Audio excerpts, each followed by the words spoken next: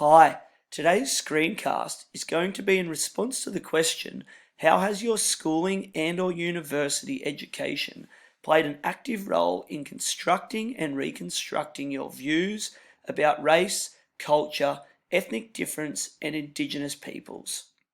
For me, I'm going to pay particular attention to my education at high school because this is where I felt like I had the most knowledge gained of and experiencing of people from other cultures and religions. And this was a place where I really created my identity moving forward. Although there have been some gains made in Australian Indigenous education in recent years, serious gaps still remain between Indigenous and non-Indigenous student outcomes, including levels of school attendance and retention. So this statement shows the gaping hole that still exists between young people and the education that they are receiving. But a lot of the negative impacts on education these days, they're due to social media and what they are exposed to online, especially when it comes to issues such as racism and ethnic differences.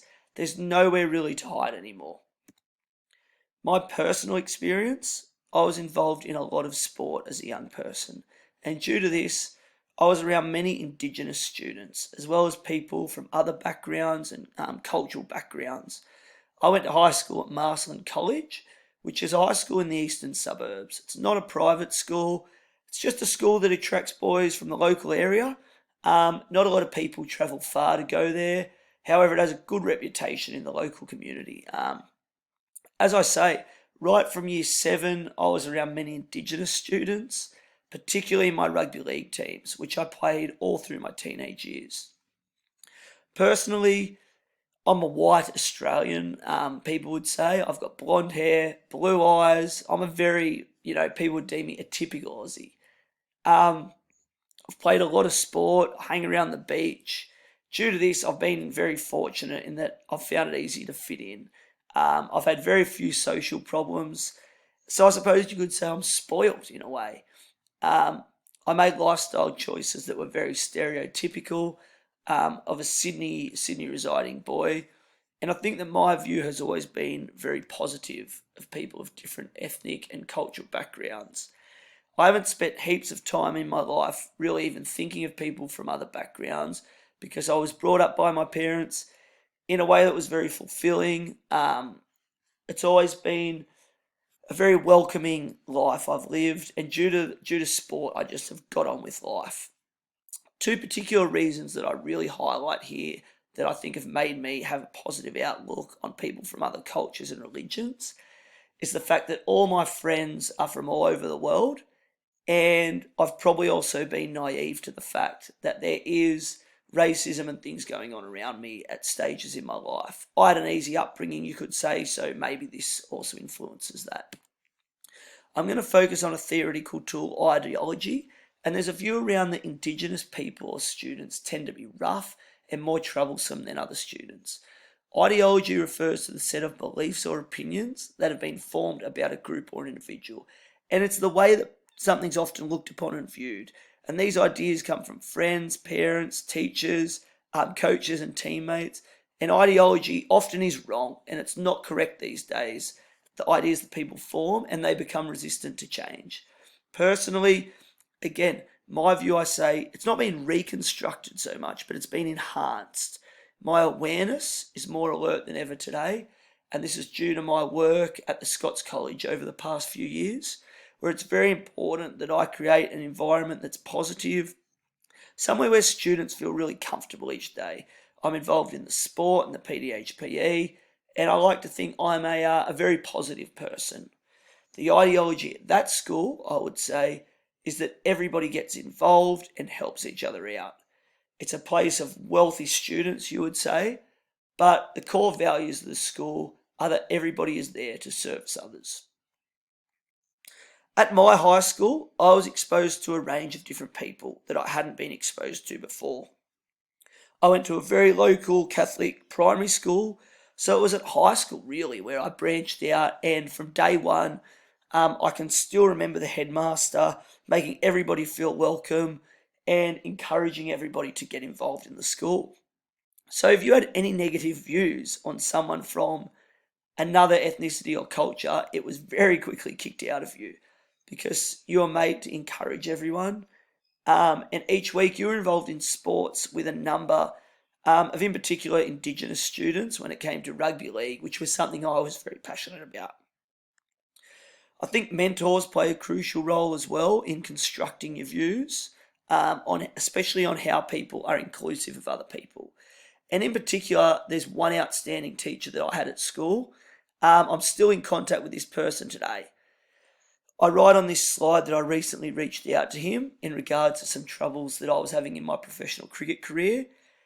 And as Hayes 2013 shows, I've highlighted at the bottom of the slide, all teachers have the potential and opportunity to influence a young person's life and their chances in life moving forward. I think that's a crucial point. My teacher was John Finneran. He's now the headmaster of a private school in Perth. He was extremely welcoming and a happy person. He loved education, he loved sport, he was passionate about a number of things, and in particular the Indigenous students, I still remember they looked up to him because he made a conscious effort every day to chat to everybody. I'm focusing on Indigenous students a lot because they're the students that I've had the most involvement with.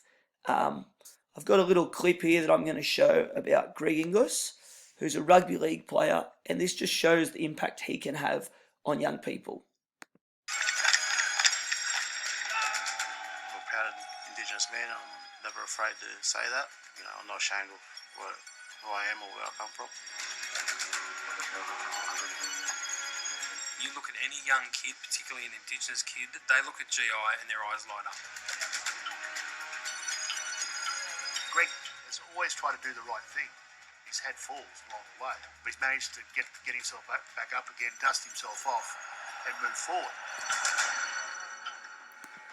Okay, so that highlights the impacts that a mentor can have, and it shows that people can have enormous influence on their local community. Here I've shown a photo. That's me and my mate from school hanging out with John Finneran, a mentor of mine. We're just having a quiet beer. I hold him in very high esteem, and so do many others, and he's had a great influence on my life. He's enhanced my views on creating a welcoming environment for all students, and now at my job at Scott's I take that in every day. Socialisation, that's another theoretical tool that I touch on. The professional standards for teachers, they state that teachers must create and maintain supportive and safe learning environments. And this standard does relate directly to socialisation, because socialisation refers to the way that people are taught to behave in society and the process that is undertaken in order to fit in and become socially accustomed with others. So, for Indigenous students, a safe learning environment has been shown to improve their learning. Socialisation methods at my school, they were very prominent. It was through, once again, I'm harping on about it, but rugby league was the way that everybody would feel socially comfortable. Or if you didn't play it, it was still, as I write here, socialisation refers to the way that people are taught to behave in society.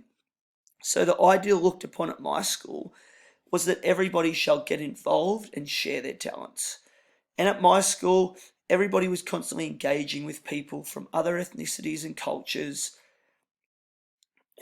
Despite me talking about great socialisation processes at my school, many schools still do have problems. And Rahman found that many Indigenous students find school difficult, discouraging and alienating. And this shows that there are still many problems. Another theoretical tool, the deficit theory, this suggests that young people will be influenced to take their education more seriously if they are motivated from home by wealthy and educated parents. Now, this is incorrect, of course. However, my views on people of all different cultures, backgrounds, ethnicities, whether they're from high income or low income backgrounds, my view has actually been enhanced, not reconstructed, but enhanced by my work at the Scots College, because I find it confusing that I disagree with the deficit theory, but on a daily basis, I speak to students at the Scots College, a number from wealthy backgrounds, and I can see that they do place a greater importance and emphasis on their schooling than what perhaps me and my mates did when we were in year 9, 10, 11. It's clear that if you are from a background that's well-to-do and encouraging, you will place a greater influence on your study. Some Indigenous programs where I work at the Scots College, there are students from less privileged backgrounds that are given full scholarships to the school. And another impressive one that I did some research on was at Charles Sturt University, where they provide a 5-day seminar free of charge, and then students can gain full entry to a bachelor degree. Once again, I've got a little clip here that discusses the Charles Sturt University.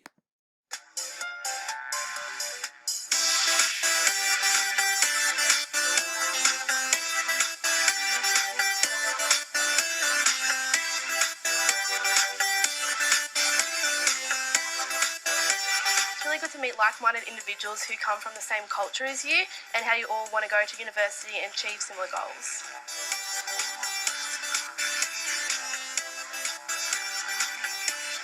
I thought the idea of university was really scary because I just thought it was going to be a much harder high school, but when I got here I really understood that there's so many support services that are available for all students, and the lecturers are really personal and able to sit down with you, so you really are there to be like the best you can. I'd say it's definitely worth a try. You can't go wrong.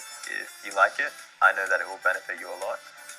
The doubts that I previously had about attending university, they seem to dissipate.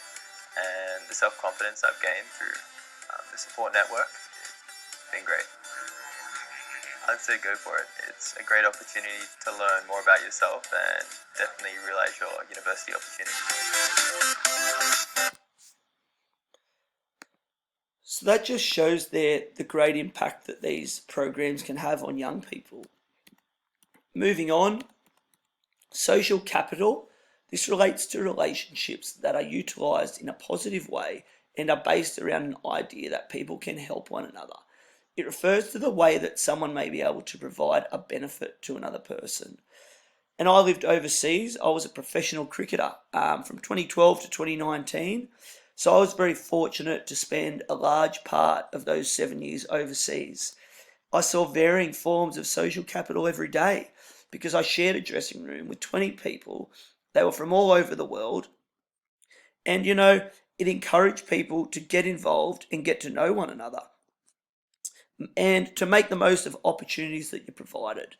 I witnessed it every day in the way that I made contacts from all over the world. And just in the last 4 years, I've been on, I think, 10 trips around the world, training cricket trips, where my contact has been someone that I met in cricket in the UK, and I've kept in touch with them. And then on the back of that, they've provided me with a good service, and that's the way that people can relate with each other and help each other out. So this is why my views, I feel, continue to be very positive when I look at people from other ethnicities and backgrounds. One negative thing I do see, though, when I look back on my schooling, was the term WOG, which generally referred to students of a Greek background. This was clearly wrong, and I can still remember teachers letting it slide and students letting it slide. I don't think people were trying to be racist, but they weren't fully aware of the impact that this can have on other students. And it's just like racism, which is on TV every day. The positive was that these students that were being racially vilified in a way, they were providing feedback to the other students and saying, look, this is out of line, this is wrong, but this was only able to happen at my school because a lot of the students that were being deemed the word WOG, they were often leaders in the group or at the school due to their sporting background in many instances. So I can say, yes, I was very fortunate that the environment I was brought up in, it was a very positive environment, but there's no doubt that in other schools around Australia, it would not be so welcoming. And they're not places where people can really move on from being called these negative things. So I'm very lucky that I had a positive view on people of other cultures and ethnicities, and rather than being reconstructed in my views, they were enhanced. These are my references as follows. Thanks a lot for your time. It's much appreciated. Cheers, Angus.